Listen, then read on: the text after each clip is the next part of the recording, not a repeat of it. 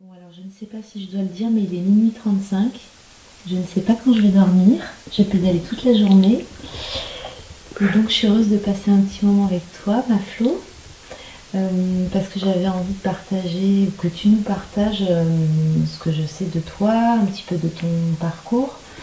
Euh, voilà, est-ce que tu veux bien me raconter ce qui s'est passé dans ta vie, qui tu étais il y a 20 ans, il y a 15 ans, et l'évolution, ce que tu fais aujourd'hui, etc. Cette belle partie de vie. Alors je dirais que j'ai l'impression d'avoir déjà vécu plusieurs vies dans la même vie. Je pense que toi aussi ça te fait cette sensation-là. Donc beaucoup de joie. Avant d'être accompagnante, d'être thérapeute et accompagnante de personnes dans les grands moments de vie, j'ai travaillé 10 ans pour une association humanitaire.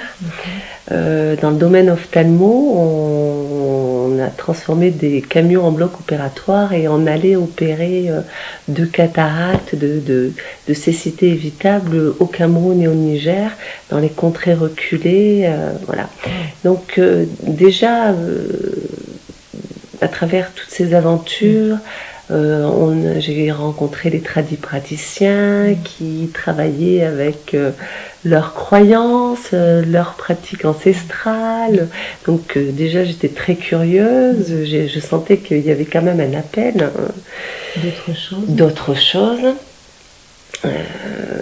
Voilà, donc 10 ans d'humanitaire, en contact avec l'Afrique. Avec l'Afrique. Beaucoup de déplacements, c'est ça? Beaucoup de déplacements, beaucoup de joie, beaucoup de rencontres magnifiques, de femmes, de gens fabuleux qui avaient rien et qui avaient tellement tout, un cœur énorme, qui partageaient tout.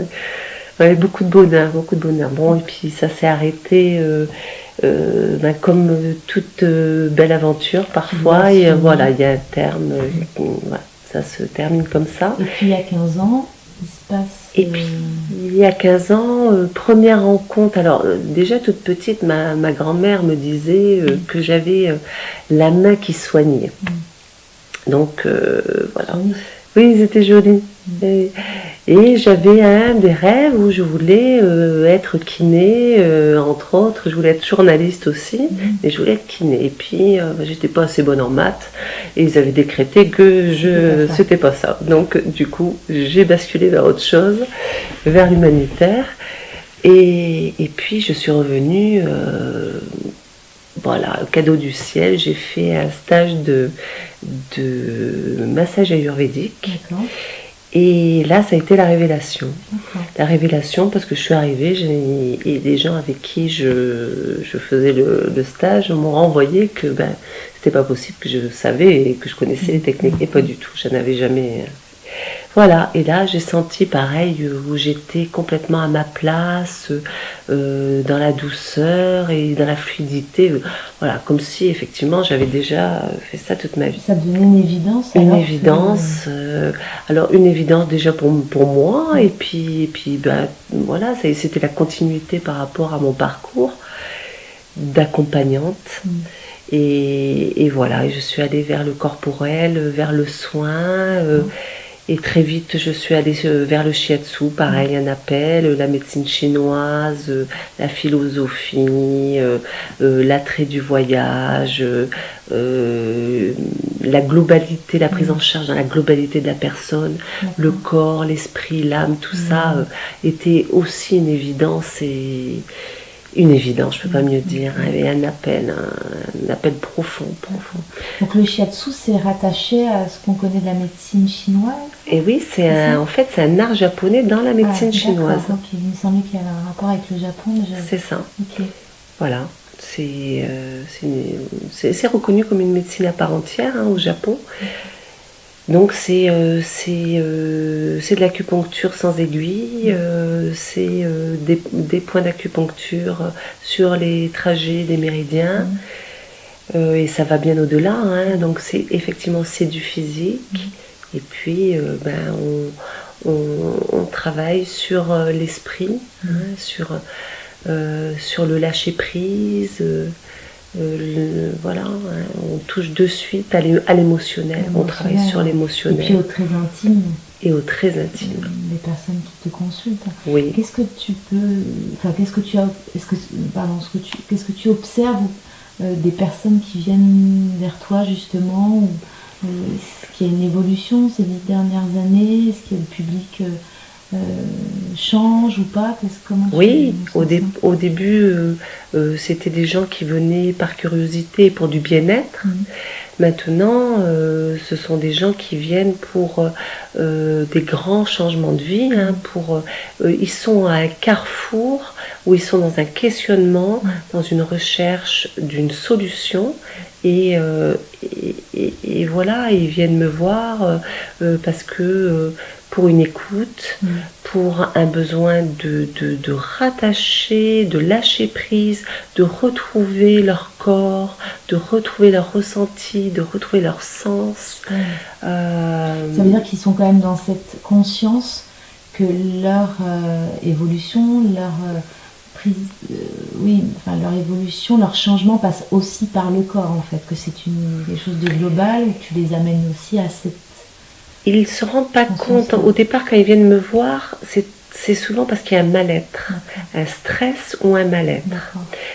Et qu'ils sentent qu'il y a quelque chose à faire et qu'ils sont en fin de parcours. Ils n'ont plus de solution. Et qu'ils sentent en eux qu'ils sont, pareil, poussés pour aller chercher du sens, ou en tout cas pour faire un gros changement, parce que ça ne peut plus durer. Donc, ils arrivent chez moi et voilà, il y a un dialogue qui s'instaure. Et donc, évidemment, ça passe par le corps, puisqu'il y a ce mal-être. Ils ont besoin de retrouver de l'apaisement, de quitter cette anxiété, de retrouver... un bien-être, je dirais une renaissance.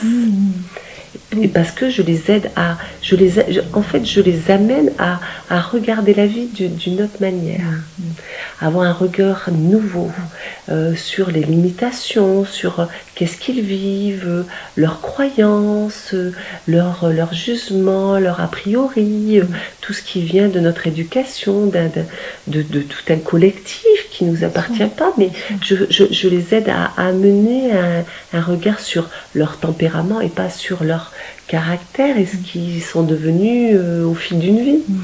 Donc en fait, je leur redonne de l'espoir et un bien-être général, de l'espoir pour donner un nouveau sens à leur vie. Oui, c'est bien le sentiment que j'avais, c'est que ça passe par le corps de prime abord quand on fait appel à toi, et en fait il se passe tout un tas d'autres choses, d'autres rencontres, par l'écoute, par l'échange, par du subtil qu'on ne sait pas forcément décrire, et puis peu importe, on peut juste constater le bien-être ressenti, l'évolution de la personne.